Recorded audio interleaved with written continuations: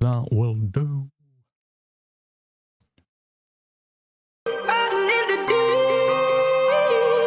Down in the Now I know y'all be loving this shit right here. rolling. What you gonna do? Rolling. What you gonna Welcome to the Man United stream. Hope you're doing well. It's Wednesday morning and we've got another cracking show for you today. It's going to be an interesting one because, look, we are all upset about Man United not going out there and signing someone in the January transfer window. It's never nice seeing your club just sat there, not moving, just waiting and seeing everybody else do the business, walk by them, walk past them. Clubs that are nowhere near Man United are taking over. And INEOS are sat there watching things and they're thinking, right, yeah, we're fine. We don't need to sign anybody. Thank you very much. Allowing the situation to get worse and worse by the day. And yes, we were all upset yesterday. I was as well. Look, I was upset. I was effing and blinding. Today's a different show. Let's look at a bit more positivity. Let's see what we can make out of this bad situation. Look, I, more than anybody else out there, want to see the back of the Glazers. I want to see the back of INEOS as well, because I honestly do not have any faith in them. I feel like they haven't got the money to take us out of this shithole. And it's a complete mess at United. But unfortunately, we need someone with deep bloody pockets. And Jim Ratcliffe, no matter whether he huffs and puffs and tells us everything, tells us that he's got a plan in store, tells us he has a dream to see Man United achieve the very best. But let me break it to you, Jim. Let me break it to you. Come in close. Let me break it to you. I'm going to tell it to you like it is, Jim, right? We haven't got the money. You haven't got the money to break even. You haven't got the money to even buy out the bloody Glazers. So stop telling us lies. Stop telling us lies. Stop misleading us, Jim. Just say it like it is. We'll take it. We'll take it on the chin. We've had a number of years. We've had over 10 years of the Glazers. We can take pain as a Man United fan base. We can take the heartache of you telling us that you haven't got any money and you've got no interest in sorting Man United out. We can take that now. We have got experience. We've become immune to that shit. Now, we've had the Glazers for so many years that we've become immune to this kind of pain. We know how owners have let down clubs. We've had the Glazers, and now you joining the party makes no difference. If you were a true Man United fan, you would look out for another investor, someone big with deep pockets, the Qataris or whoever else. You know, we need a shake of some kind, don't we? Let's be honest. We need some kind of shake because we have seen that they're the only guys that come in and literally throw money like it's out of fashion at clubs. They just don't care about money. They've got so much money coming out of their bloody backsides that they don't care about spending a few £billion and throwing it away essentially at a vanity project, whether it's Man City or whether it's other clubs. They don't care. Newcastle, we've seen it. We've seen what they're like. They are ready to put money down and they've got some pride in their reputation. But the likes of the Glazers and Jim Ratcliffe, they don't give a shit about their reputation. They're hated. They don't care. They stick up the middle finger at anybody who says you're bad owners. They see protests week in, week out, and they don't really care. Let's be honest, they don't really care about what the fans have to say about them. It's all a load of crap. As far as they're concerned, they're going to carry on because they're the billionaires. We lesser people who complain about them, really, they don't really care about us. Anyway, leave that to a side.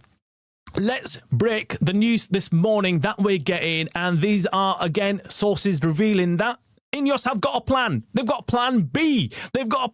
And guess what? It involves spending zero money. I've been telling you guys, that this is what I feel like they're doing. This is the plan. Boom. As right on point. the news gets released that they are looking at the youngsters to plug in their gaps. They are looking at the likes of Cornet, Lacey and others who they've essentially wrote off middle of the season. They were saying, oh, they're not good enough. They're not good enough. Under Ruben Amorim, we were talking about these guys, all these youngsters not being good enough. Even Jim Ratcliffe had the balls to come out and say in October that the academy is not up to scratch. The players are not good enough. And it's not done well enough. The Man United Academy has failed, or something on those lines. He said it was ridiculous, but now all of a sudden we've done a full 180, and it's suddenly, oh no, that's our future plan. We are going to let the senior players leave, like Casemiro and even Rashford or Bruno Fernandes, whoever it is they're happy for them to leave because they're going to bring in the youngsters to plug in the gaps, and they feel like the youngsters are the ones to take United further. Wow, what a turn. I wonder why all of a sudden why we've turned to the youngsters. I can tell you one bloody reason why, because it costs us zero money. It's the cheapest option available. We don't need to go out there, replace anybody with even someone of a lesser degree. So you can't. We were talking about Casemiro yesterday, saying who would actually be able to come in and step into the shoes of Casemiro right now. Ruben Neves, maybe get in there, but it's going to be really hard to even go out there and get someone who can fill in the Casemiro spot. Never mind the other places, other positions that we need to work on. That's why I was saying to you guys, look, United will have to spend serious money, and I don't feel like INEOS or the Glazers are willing to do that. I don't feel like they're going to be anywhere close to spending. We all started hearing yesterday's rumours about David Ornstein saying, look, anyone expecting a huge transfer window in the summer, forget about it. INEOS are not planning to spend big in the summer. Everybody giving us all that bullshit about, oh, the reason why we're not spending in January is because in the summer we're going to go wild. We're going to go on a shopping spree. We're going to spend lots of money, and we're going to go and buy everybody that moves. Bullshit. It's been called out. All those fans who keep on taking it with shovels. They take the crap that INEOS feed them, and they're happy to take it and then regurgitate it out there in social media or anywhere else where they keep on backing INEOS, saying, oh no, INEOS know what they're doing. INEOS are going to go and spend big. Well, what about now? Go on, tell me. What is your excuse now? What are you going to come out with now backing about INEOS? How are you going to back INEOS now when you yourselves were saying that, oh, INEOS are going to go and spend big in the summer?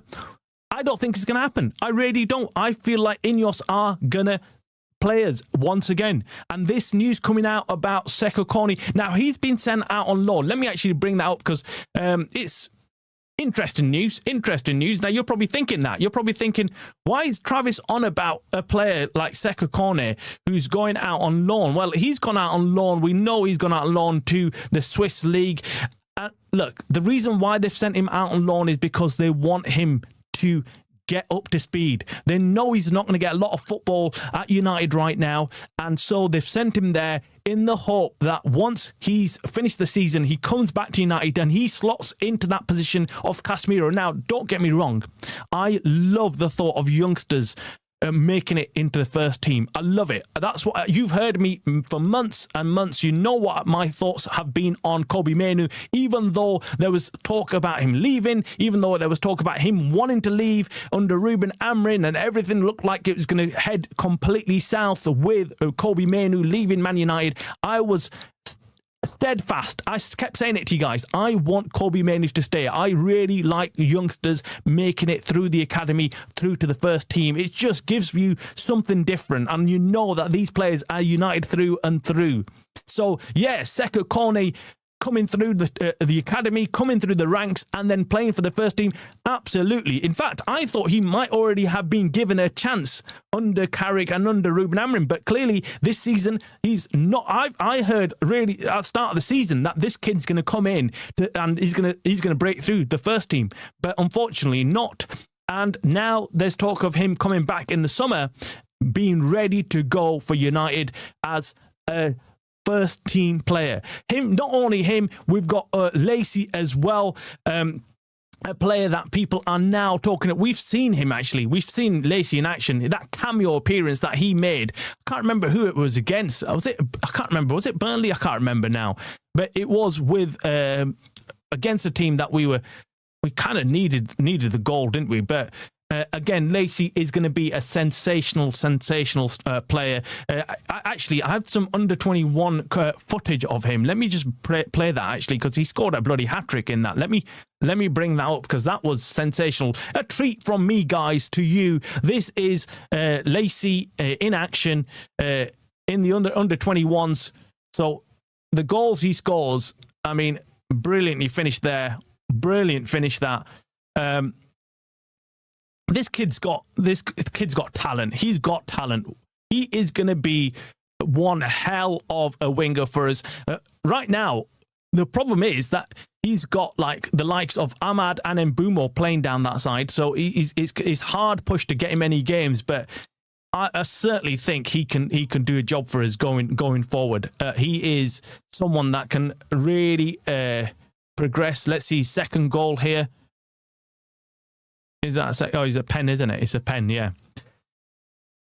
So look, Lacey, again, someone who I think is going to do really well. Again, there's talk of him stepping up and joining the first team. So that's how United are looking at this. INEOS are looking at the academy players and saying, well, look, these are the players that we are going to rely on. We're not going to go out there and buy big name players. We're not going to go out there and spend millions and millions of pounds buying players who we're not 100% sure about. Now, if you told me this when United were doing well, or we've invested quite a bit of money, I'd be happy with this ethos. I'd be happy with this plan to go forward and rely more on youngsters or bring them through. But if you're saying to me we've got to rely on youngsters entirely, I don't think that's a good strategy. I think that you're destined to fail, because you're just going to rely on these youngsters who, if they fail, we're going to completely scapegoat them. And INEOS are going to completely scapegoat them. Let's be honest, INEOS are ruthless. They're going to turn around and say, well, we've been let down by these young players. That's what's going to happen.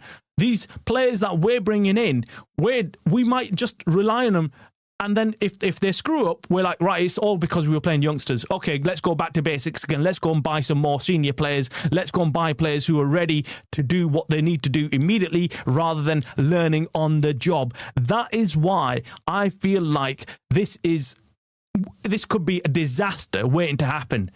And I do like the thought of youngsters making it into the first 11, but we can't rely on them. I want them to have bit part cameos like we saw with Lacey. He came on, excited the crowd, went off. Then he gets another goal, another cameo appearance, comes on, and that's how you slowly make them get up to speed with the Premier League. And then you start them after they've had a number of occasions where they've come on as subs.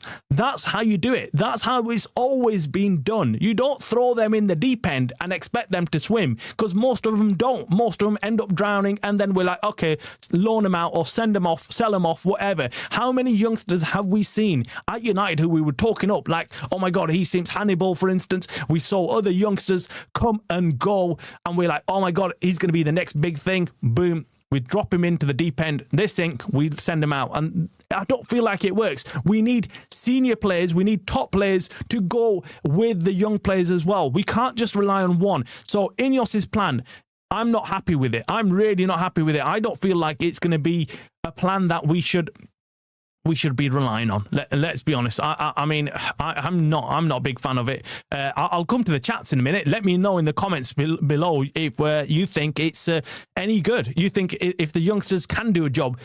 Look, even when we had the likes of Beckham and the Gary Nevilles and Ryan Giggs and all the rest, when the youngsters came through at a point where we heard, what was it, Alan Hansen say, you can't win anything with youngsters, right?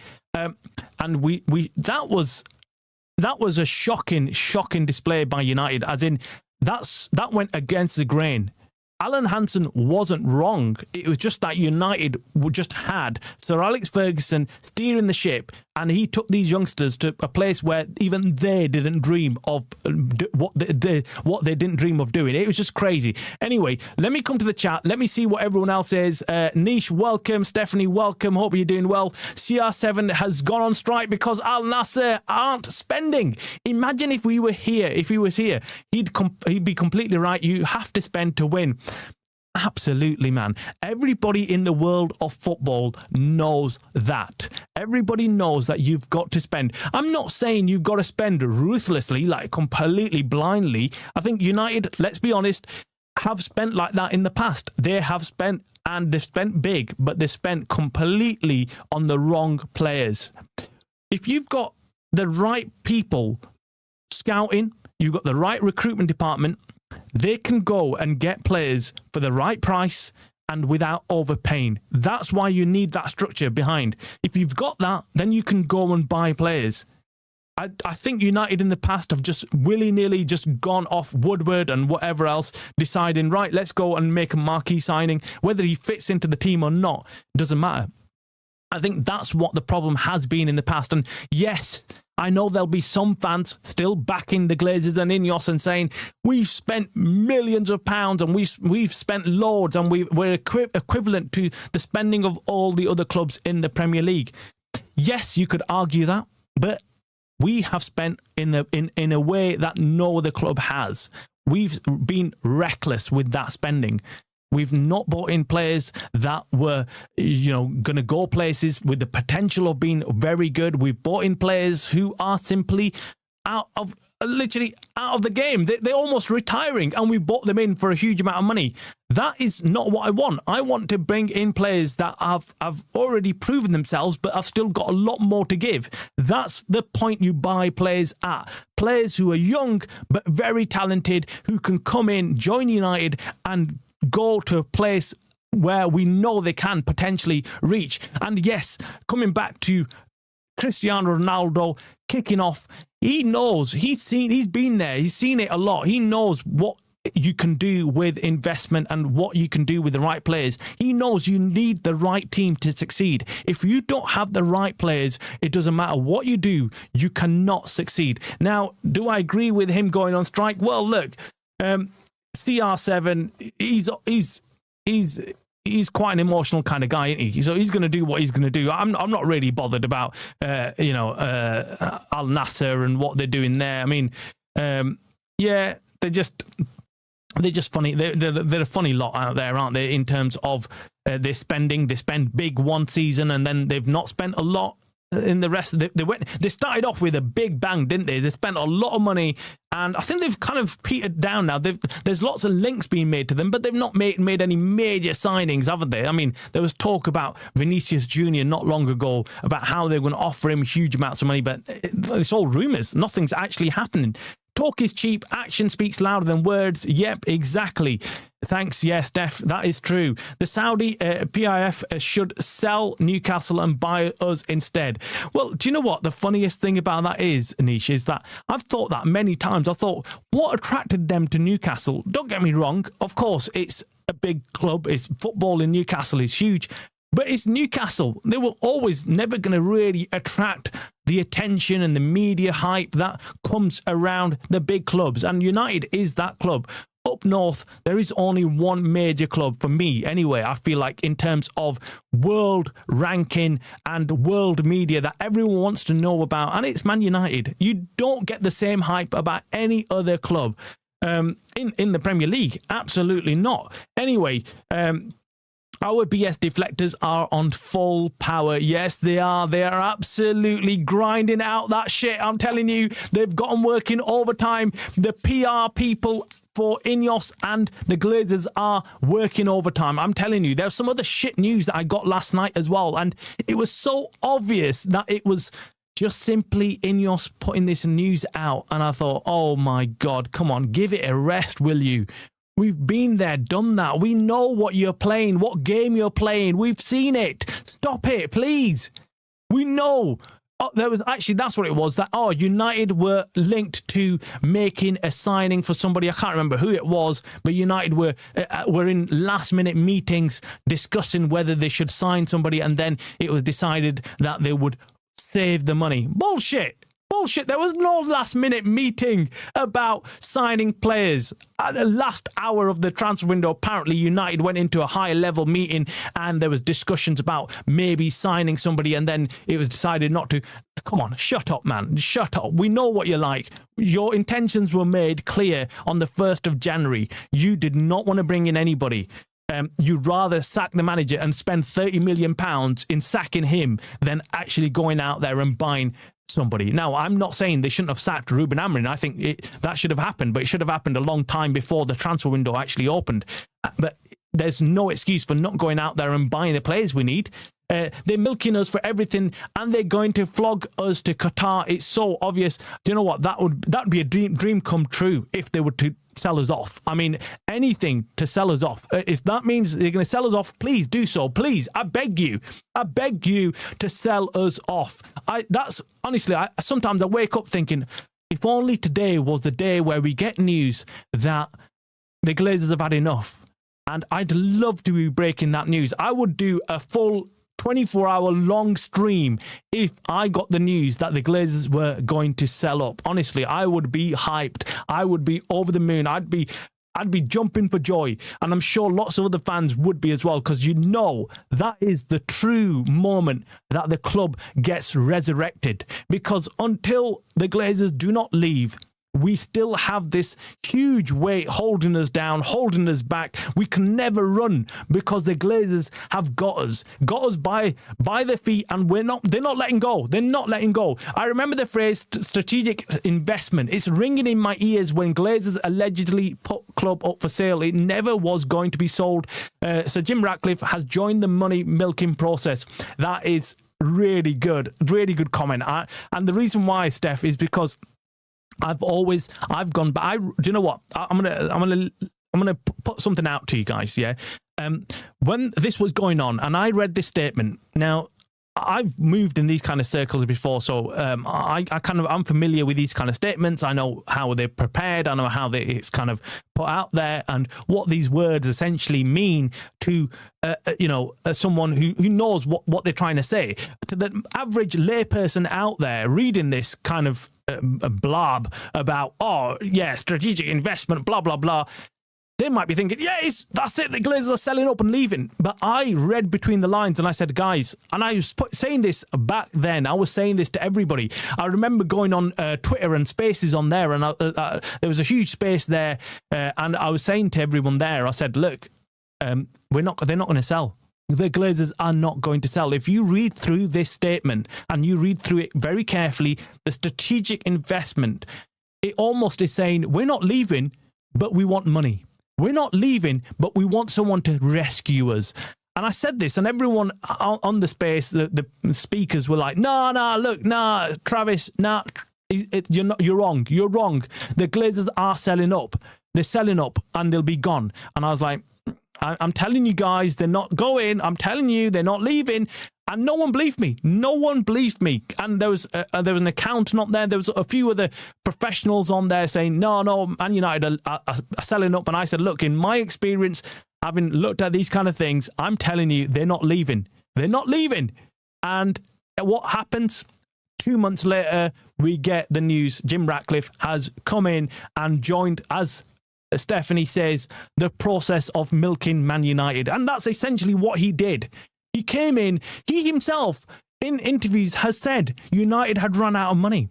The Glazers were on their knees. The Glazers need rescue. They were literally going to go bankrupt in terms of Man United, not personally, but in terms of Man United, because they were not willing to put any money into Man United themselves. They were not willing to put any money of their own into Man United. They were willing to let United go into bankruptcy, literally a month away from running out of money so they could pay their players and pay the staff at United. That's crazy to think, isn't it? That is crazy.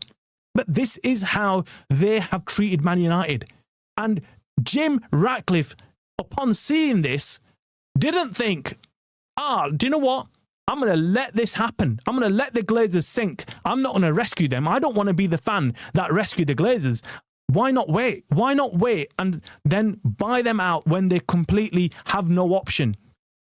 But yet instead, he come in and gave them a lifeline saying, I want you to stay. I want you to stay because I'm not willing to spend all that money buying the club up. That's essentially it. That's what it came down to. He turned around and said, I'm not willing to buy United for the money that you're selling it for. So what I'm going to do is I'm going to buy a percentage and sit on it, and that's it. I'm more than happy to be part owner of United. I don't want the full ownership. That's what it is. It's absolute rubbish to hear fans come out and say, no, Jim's got the best of United. He really wants the best for United. No, he doesn't. He absolutely doesn't. Jim's looking for Barcelona Misia and going, oh yeah, we can be like them. He's skint, common fraud. Yeah, man, he is. Always need to get the right blend of experience with youth. Yeah, that's it. That's exactly it. You need a couple of youth players in there to give you that injection of just audacity, just something, pulling something out of the bag, something crazy. Players that are not fearful of doing things. But you also need that experienced head to tell them, right, okay, look, we're going to do this now. We need to do this. We need to see out this game. Things like that, not to lose your head and things, and pick them up when things are not going right either. So when things are not going right, you just say, right, to the youth players, don't worry about it. We go again. We go back out again and we'll win. Don't worry about it. That's why you do it. Jim, you prick, we don't have the Barca Academy. Yeah, we don't, man. We don't. MSU United make stuff up. United, yeah. Look, the problem is what you've got a lot of people out there who just Graces, hello. You've got a lot of people out there who just simply feed on the shit that INEOS feed them, and they don't hesitate to put it out there again and again, backing up. INEOS constantly. It's like, oh yeah, INEOS have said that they're going to spend big in the next window. What proof have you got? What proof? Who's told you that? What have they done in January when we are in desperate need of some players? They could have gone and bought one or two players, given Carrick what he needed, given the team some injection as well, and given the team some food for thought. They would have thought, right, okay, do you know what? We need to pull our socks up here. We're not guaranteed of starting every week. You know, the likes of Casemiro, Kobe Manu, and others in that team can say, right, we need to be looking over our shoulders. We need to work hard, even for someone like Carrick, who might be the interim manager. They could quite easily say, well, we don't need to work hard because he's interim manager. We don't need to. That is what I'm talking about. The narrative is months away from bankruptcy, but Jim himself doesn't want to invest in players or pay off the debt. So how long until we're months away from bankruptcy? But look, I think they're doing it almost month by month, INEOS and the Glazers. They're not willing to put any money in. Look, he's put some money in. He's put down around about about 200 mil, I think. No more than that. I think he's put into the club in situations where they needed some money. Jim Ratcliffe, this is I'm talking about. But other than that, he's not done anything else. He's not come in and said, right, I'm going to clear the debt, because that's the biggest burden on this club. We're having to pay £40 million in interest alone just to service that debt. So that is £40 million that we could save. Go out there every summer and buy a marquee player, or maybe not every summer, but every other summer. That's £18 million saved that we can go out there and buy a world-class player every other summer. Yet he's chosen to pay interest on the debt and ignore the fact that the Glazers are running us dry. And he's joined forces with them. I just can't see any sense in that. I just think, what are you trying to actually achieve, Jim? You're just going to ruin your own reputation. I don't know whether he cares about it, but he has no idea. Jim knew the club was always going to be sold to Qatar. He just wanted to get in and inflate the share price to make money. He's not a fan. He's a con man. Look, whatever his intentions were, they didn't work out right. He could have... Do you know what? I was pleading at that time thinking, Jim, just go off to the Qatar, get onto a bloody plane, go and meet with whoever wants to buy him, join forces, come in and buy. I would have liked that combination. I would have liked the combination of someone who knows football or claims to know football in Jim Ratcliffe, and give him a share of United, and then go and get some real money men. Go and get the people who can really bring this club back to life again. We need resurrecting. I mean, I always go back to Ralph Ragnick and what he said about we need open heart surgery. And that was on the pitch. But off the pitch, behind the scenes, we need resurrection. We are dead and almost buried, right? We are that far gone compared to the other clubs. And each year, you see the financial standings and the gap is widening between United and the top 4 clubs in this world. It's disappointing to watch. It's horrifying because we were sat on top of that pile. We were there. We were first or second every year on the Deloitte financial tables for football clubs, and now we're sat in 8th, and that is massive, guys. I cannot overemphasize how important that is, and where that proves what direction the club is going in. That is the biggest indicator of what we're doing on and off the pitch. It's crazy. We need a midfielder, and sent Cornet and Collier on loan is a disgrace. Yeah. This is it. We need midfielders. And I was surprised with Cornet going, but this is what they were being fed right now, isn't it? This is what they were being fed. We're going to bring him back in the summer and he's going to be ready to slot into the first team. And I did think that, oh, look, he's going to break into the team. Surely he should have broke into the team earlier. When pre-season, I started hearing and I started getting texts about Cornet. I got texts and I've got a couple of texts and they all said the same thing. Cornet is going to be part of the first team. Cornet is going to be... And I, in fact, did a show on it saying, look, I'm hearing that Cornet will be a part of the first team this season. He's going to break through. And I remember doing that show, and then what happened? Nothing. Cornet is nowhere to be seen. Nowhere to be seen. I even got rumours, I think a month into or 2 months into the season, that Ruben Amorim had got him training with the first team and he's going to feature in the first team in some way, in some capacity, and then we've suddenly got rid of him. It just baffles me in the way we are moving right now. For me, there's no clear direction. For me, there is no clear plan from INEOS. I look at it and think, it doesn't make sense. You're saying that you care about young players, but yet you're not giving them a chance. When we could right now. You're saying that you're not going to buy the big name players in the summer. So what are you going to do? What are you going to do?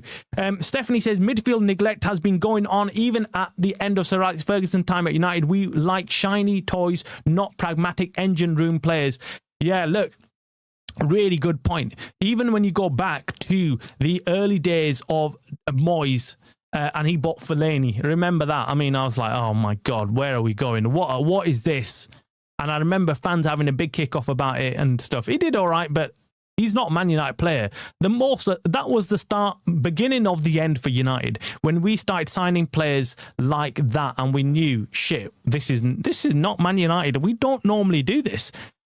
We failed to sign the players that should and could have made a difference. We knew we had the blueprint on what makes a successful Premier League team.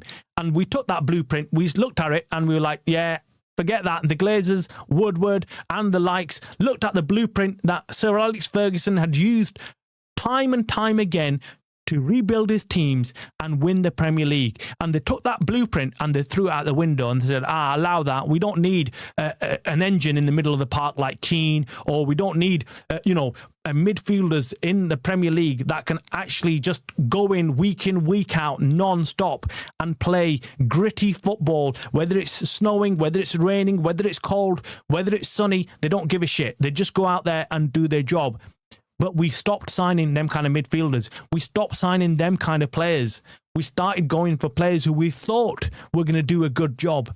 The Di Marias, the Sanchez. I mean, the list goes on players that we signed who were absolutely horrendous for United. And they were never, even from the outset, going to succeed at United. They were just awful players that we signed. And yeah, I mean, there's only so much signings like that you can cope with, right? There's only so much signings that you can screw up and not be affected on the pitch. No new player in the summer isn't even a plan. It's just a dereliction of duty. Look, we're in deep shit if David Ornstein's report is true. that United are not going to sign anybody, we're in deep shit. And now this news coming out about INEOS looking at the youngsters as the future of United and how they're going to come in the summer. Well, this says it all, doesn't it? It says it all. From the perch to the bottom of the birdcage, sadly. Yeah, it is. It is. It is. Anyone who knows, obviously, or remembers the time of Sir Alex Ferguson and just what we were like, what we were achieving. We were so ahead of the game. It was unbelievable. Using an aging Scholes and Giggs in mid-park was just a stopgap. Yeah, it was. And then that's it. It was over. We knew that. We knew it was downhill from there on because we never went and replaced these players. That's the biggest test for any club. You need to go out there and replace players for like, or you improve on the player that you already had.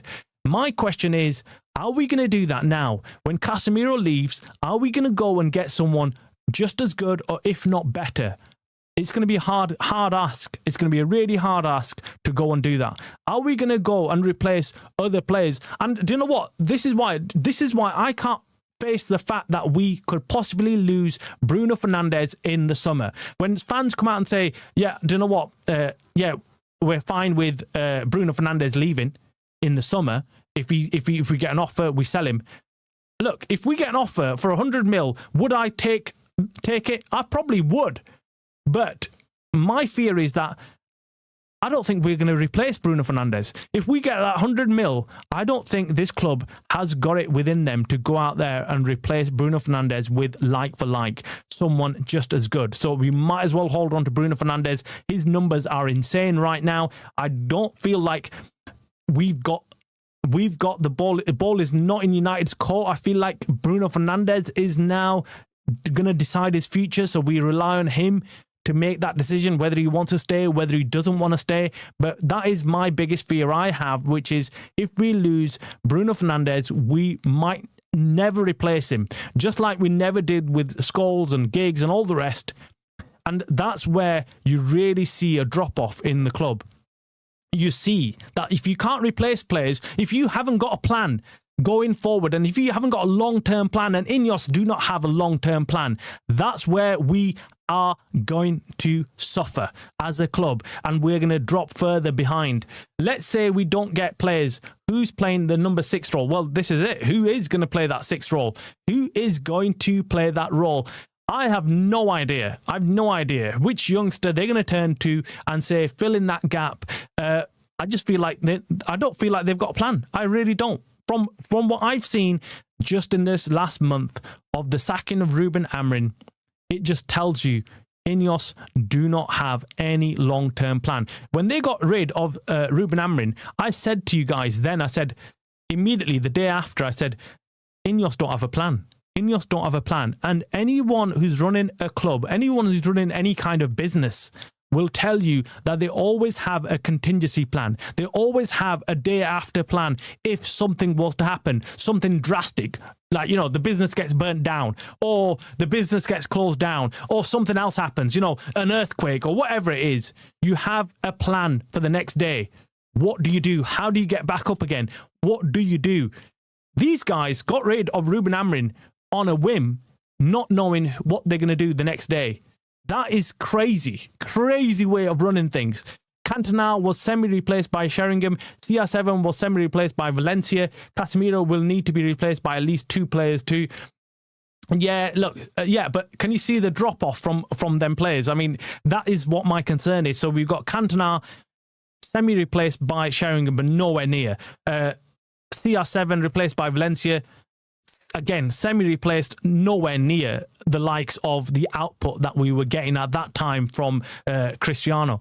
And Casemiro, I think we're underplaying it. I think when I look at Casemiro, and I think Casemiro, can he do is he doing a good enough job?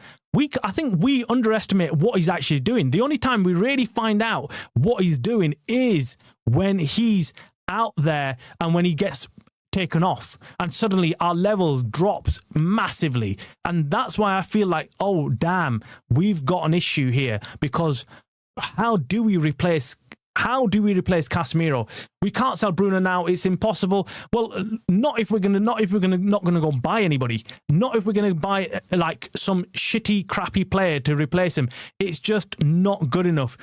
It's just crazy. It's crazy. But anyway, guys, I'm going to leave it there. Hope you had a nice day. Hope you have a nice day. And we'll see you tomorrow with some news. Obviously, we're going to go look forward to that huge game against Spurs. It's going to be a cracker. It's going to be a cracker. I'm going to try and get out there. If not, I might just actually... I might do watch along. I'll see what I feel like. I always depend on someone grabbing me a ticket here and there, but I'll leave that to a side. But anyway, I might be doing a watch along if I can, because it's going to be a big game.